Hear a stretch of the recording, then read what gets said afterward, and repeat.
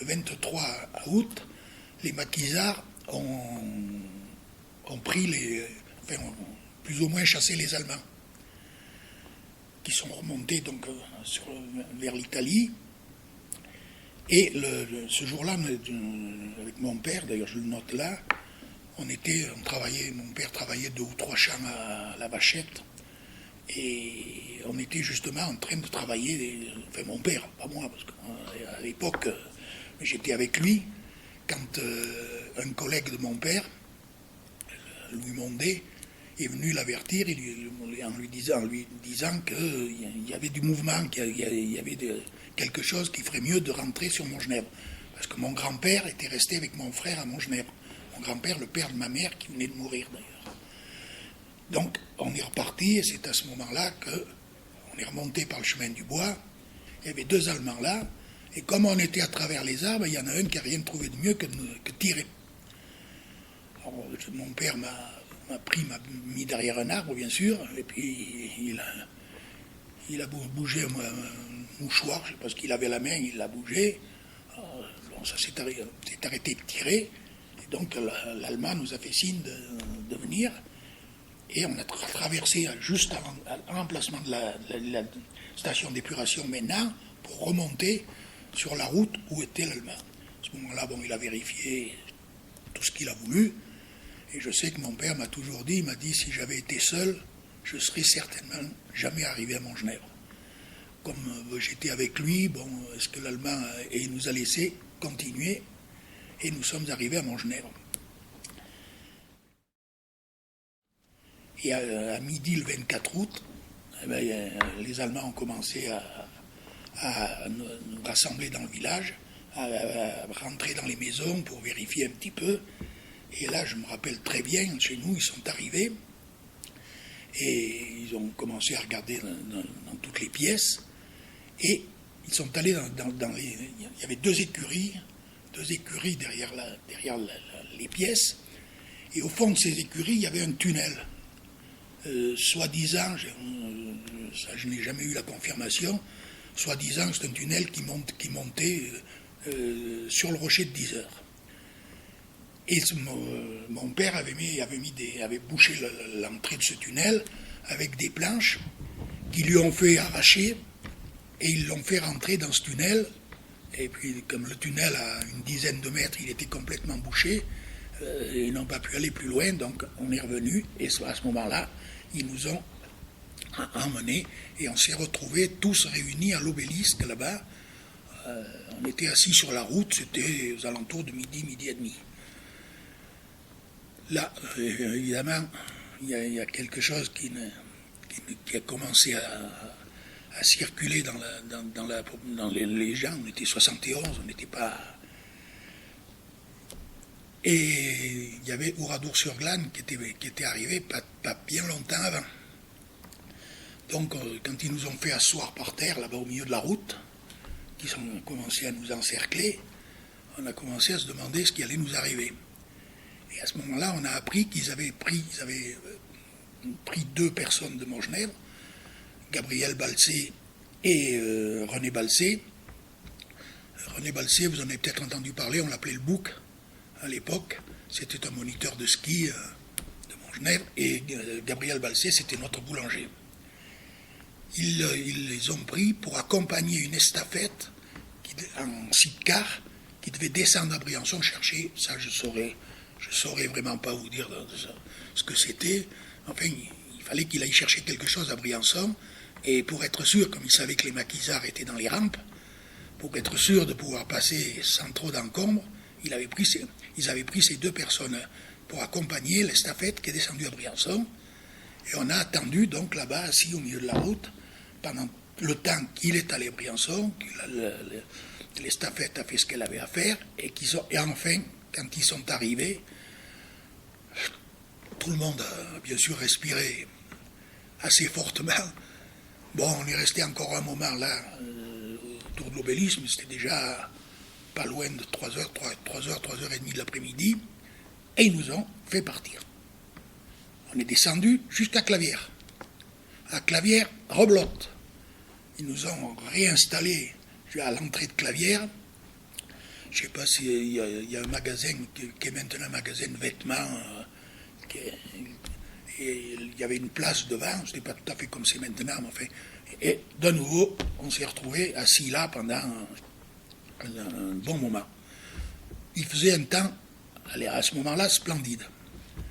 Et puis au bout d'un moment, alors là, vous dire combien on est resté, je suis incapable de m'en rappeler, ils nous ont fait continuer. On est arrivé aux casermettes, c'est quand avant de rentrer dans les tunnels, vous savez que les tunnels, il y avait une caserne qui était tout le long de la paroi, ils nous ont tous fait passer là-dedans.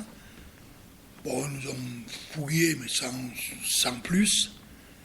Et bon, on est tous passés les uns après les autres, on est ressortis et on a continué jusqu'à Cézanne. Arrivé à Cézanne, M. Paulin Balsé, qui était adjoint au maire, je crois, à l'époque, autant que je me souvienne, a essayé de voir le maire de Cézanne pour pouvoir nous loger. Le maire de Cézanne a répondu qu'il n'avait pas la possibilité de nous loger, et on est reparti. On est reparti vers ce fameux village de Bousson, où on est arrivé sous une pluie battante c'était nuit, l'heure qu'il était exactement, je saurais le dire, je sais que mon père m'a toujours dit que c'était aux alentours de 10 heures du soir.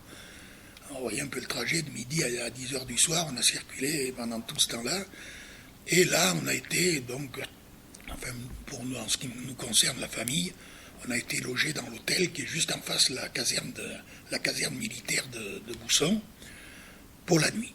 Et le lendemain matin, donc, ils nous ont répartis dans les maisons vides du village. Entre autres, donc, la nôtre, la voilà. Voilà la maison dans laquelle on était, qui a été bien modifiée à ce moment-là. C'est celle-là, là. On avait pratiquement rien comme moyen pécuniaire. C'est de là qu'on a commencé, mon père étant très connu, bien sûr, dans le secteur, on allait un peu chez les uns, chez les autres, c'est pour ça que je vous ai dit tout à l'heure qu'on avait toujours été bien reçus, qui ont essayé, eux aussi, de nous donner ce qu'ils pouvaient, à manger surtout. Et je me rappelle, on était partis tous les jours dans un village ou dans l'autre, où on essayait de récupérer quelque chose pour manger. Le lundi de Pâques de 1945, dans la maison, il y avait 3 familles. Elles avaient l'habitude de se réunir. Quand il faisait beau, il y avait une grande cour devant la maison. Elles se réunissaient là. Et c'est là que l'obus est tombé en plein milieu d'eux.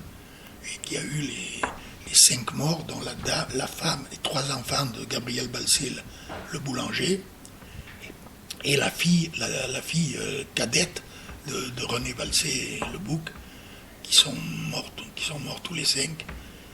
Et là, évidemment, quand nous, avec mon père, on était partis justement avec Aimé Moulet pour toujours récupérer un peu de quoi manger.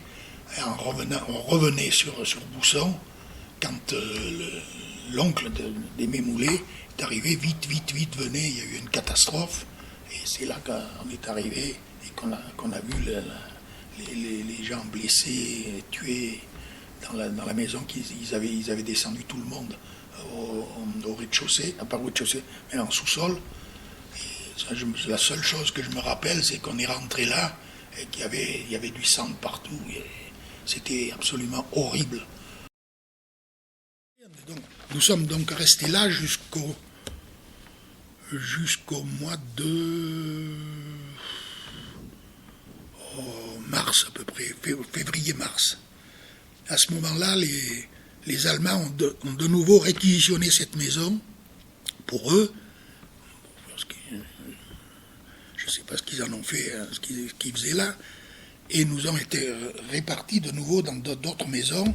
Et on a atterri dans une petite maison qui était au pied du village de Bousson, où on est resté là. Pendant ce temps-là, mon père a voulu s'évader. Et on est parti, mon frère, mon père, et un Moulet, un oncle des Moulets de Montgenèvre, pour essayer de passer la montagne à Saint-Colomban. Saint-Colomban, c'est un village en montagne au-dessus d'Exil. Il y a Exil, juste avant d'arriver à Exil, il y a la route pour monter à Saint-Colomban. On est arrivé là-haut, on est resté 2 ou 3 jours, et puis les maquisards sont venus nous dire qu'il était impossible de pouvoir nous passer, parce qu'ils avaient déjà passé 2 ou 3 voyages, ils avaient déjà passé quelques personnes qui étaient des gens qui avaient été réquisitionnés dans le Kéra. C'était des bergers en fait, qui avaient été réquisitionnés, mais c'était des jeunes à l'époque, et eux ils ont réussi à les passer, mais quand nous on est arrivés, les Allemands s'étaient aperçus de ça, et avaient occupé les arêtes, ce qui fait que les maquisards nous ont dit c'est plus la peine qu'on essaye, c'est trop risqué, donc retournez où vous êtes, d'où vous venez. À ce moment-là, mon père m'a dit tu prends ton frère par la main, et moi je me méfie parce que s'ils nous voient, ils vont se demander ce qui se passe une fois qu'on va partir. Et je suis parti avec mon frère par la main, je suis descendu et j'ai atterri juste au-dessus d'Exil. On est parti, c'était 9h du matin, jusqu'à 5h du soir, j'ai trouvé personne, j'ai vu personne, je commençais à m'inquiéter bien sûr, quand tout à coup j'ai vu arriver M. Moulet, qui lui aussi est arrivé et était sur la route. On s'est retrouvé là, mon père un moment après est arrivé et on est rentré sur Oulx. Oulx, on a couché là parce que mon père connaissait, il est allé voir, on a dormi donc à Oulx et on est rentré sur Bousson. On était donc stationné depuis ce fameux 24 août. Le lendemain de notre retour, recensement complet par les Allemands. Mon père dit on a eu une chance là, inouïe, parce que s'ils recensent 48 heures avant, ils ne nous trouvaient pas, et qu'est-ce qui se serait passé, on n'en sait rien. Bon. Et là, donc ça a été assez vite, puisque quelques temps après, ils nous ont embarqués. Ils nous ont de nouveau embarqués, et on est allé jusqu'à Salbertran, parce que le train, la voie ferrée était coupée entre Salbertran et Oulx. Donc le train ne pouvait pas venir plus avant Salbertran, et à Salbertran, donc ils nous ont embarqués sur train, et on est parti en direction de Turin, pardon. À Turin, ils nous ont emmenés dans une caserne, juste à la périphérie de Turin, où on est resté pas loin d'1 mois, puisque c'était fin mars, et on est arrivé à Briançon le 25 avril, et le temps du voyage de retour, ça a duré 3-4 jours maximum, donc on est resté pratiquement 1 mois là-bas. Où on était dans une caserne qui était complètement vide, il y avait la seule chose qu'il y avait, c'était un peu de paille par terre, et on est resté là jusqu'à ce qu'ils nous réembarquent. À tel point qu'on a été envahi par les poux, par tout ce qu'on veut, dans cette paille qui traînait depuis je ne sais combien de temps. Et là, donc, au bout d'un moment, ils nous ont réexpédiés. C'est là qu'on est parti sur Milan.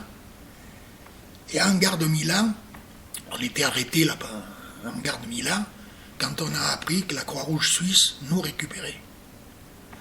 Et la Croix-Rouge suisse, donc, nous récupérant, on est reparti vers Com.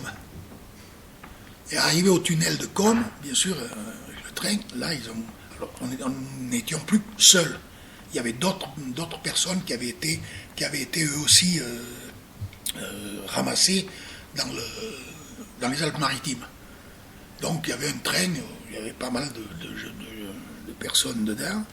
On s'est retrouvés tous réunis là, et donc ils nous ont embarqués sur Com. Arrivés à Com, avant de rentrer dans le tunnel, ils ont de nouveau fait un contrôle, bien sûr. Ils avaient certainement peur qu'il y ait des gens qui essayent de s'évader avec, j'en sais rien. Et c'est pour ça que je dis toujours que le lac de Com, la première fois que je l'ai vu, c'était à la lueur des bombes, parce qu'à ce moment-là, il y a eu un bombardement aérien sur Com. Donc là, on voyait le train, la ville de Com était en contrebas, et le train passant un petit peu plus haut, on voyait bien sûr les bombes éclater en bas, et le train, à chaque fois il y avait une salve, il nous faisait rentrer sous le tunnel, puis ressortir. Ça a duré pendant je ne sais combien de temps. Et enfin, finalement, on est parti, et on est rentré en Suisse. La première des choses en Suisse, c'est la douche, bien comme il faut. Et de là, on est revenu et on est arrivé à Briançon, en camion. Il y avait un car et puis des camions qui nous ont ramenés. Et le 25 avril, on est arrivé à Briançon. Notre périple était fini, on retrouvait un peu la famille. Et voilà ce qui s'est passé.